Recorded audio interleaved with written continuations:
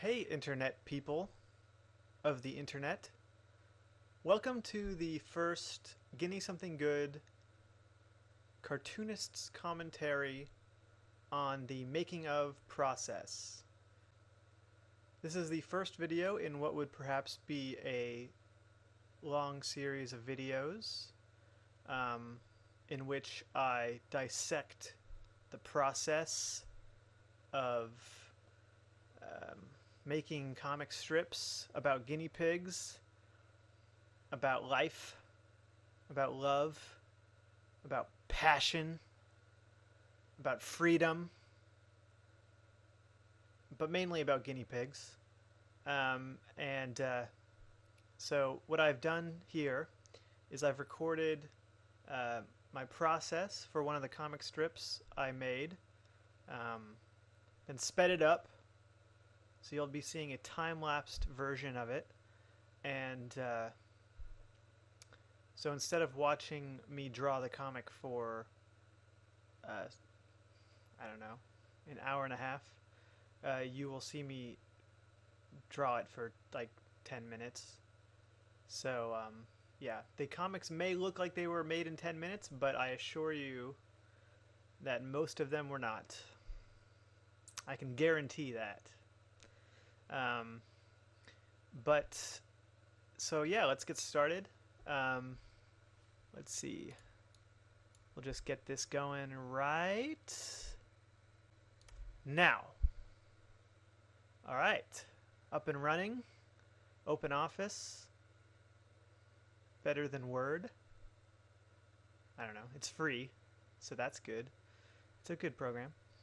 All right, so I start every day by opening up the script file in Open Office and writing in the comic. See how fast I just write it out? Like, I just get inspired. I just wait till I get in the zone and I just write a comic out like that. Bam. No, I just lied to you because I don't actually do that at all. What I do is I write it out in a Nintendo DS program, kind of sketch it out, and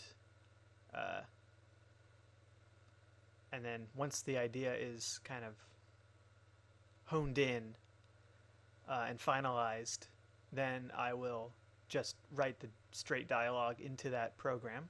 And okay, so I opened up Flash, and I draw the comic in Flash. And here I've opened up a previous comic and put in the panel border and took a dialogue box and pasted it in there.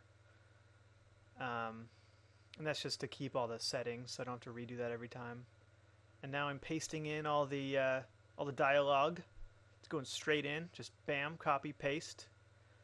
It's gonna be a theme you're gonna notice about this comic. A lot of Control C's and almost as many Control V's.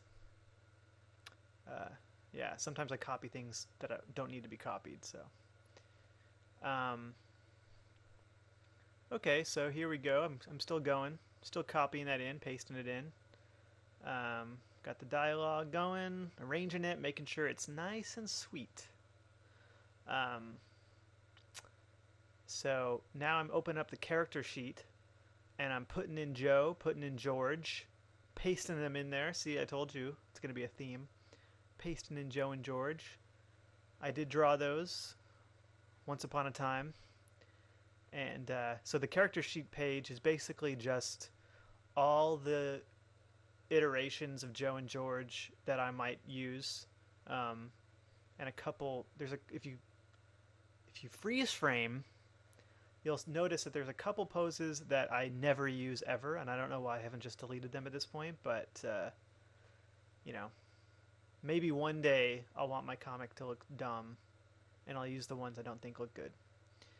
But for now, it only looks dumb unintentionally.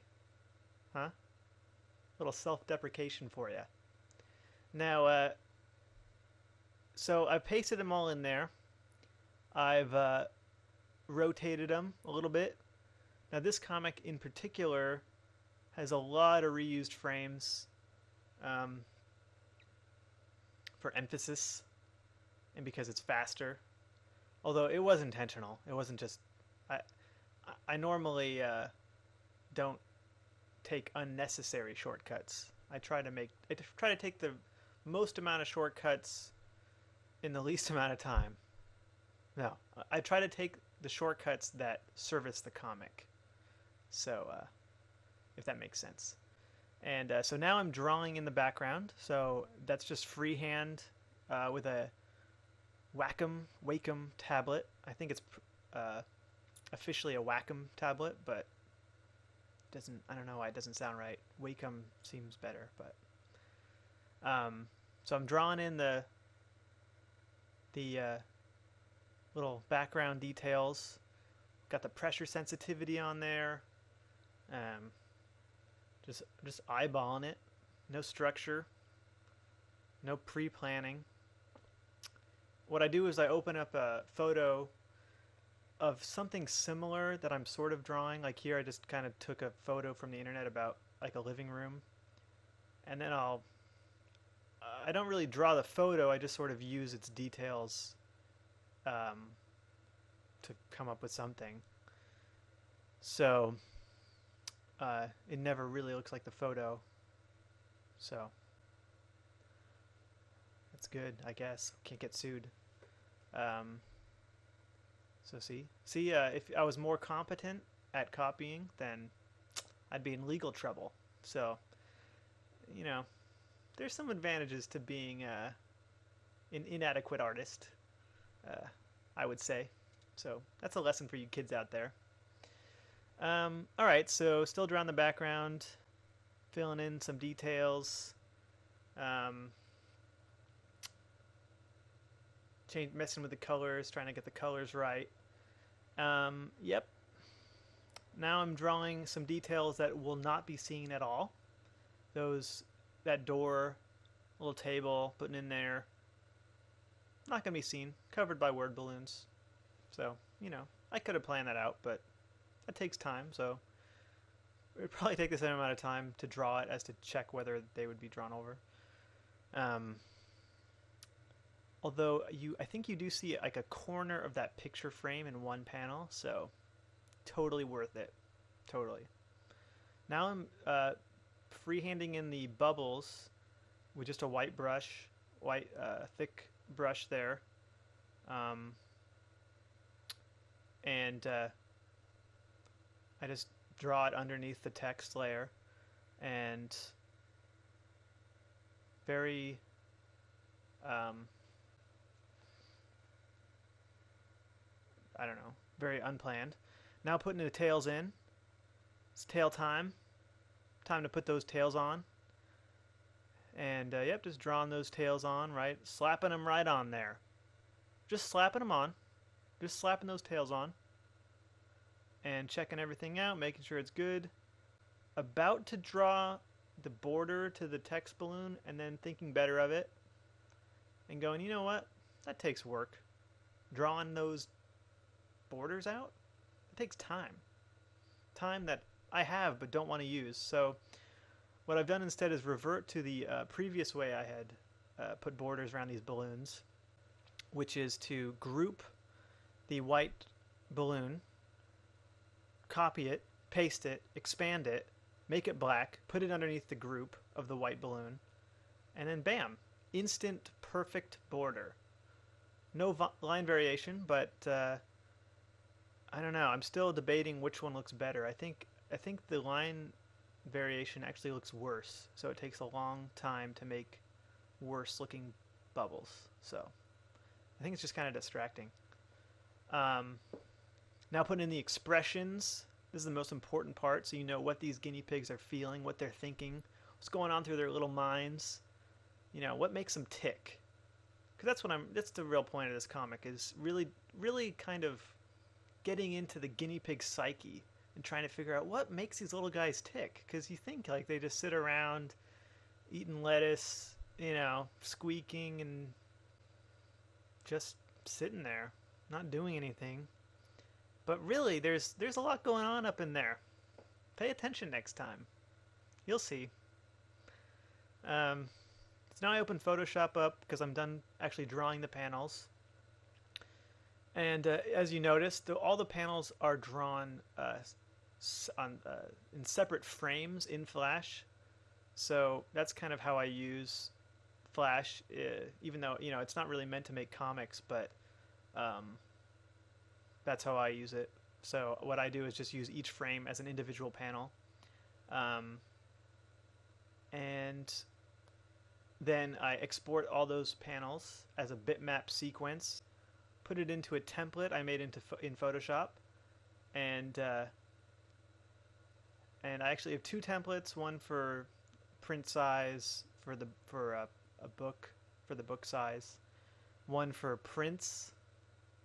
You can buy prints of each comic. It's like, a print, a mouse pad, a puzzle. There's quite a range of nice little products you can purchase. Anyway, now I'm making a thumbnail image for Facebook, and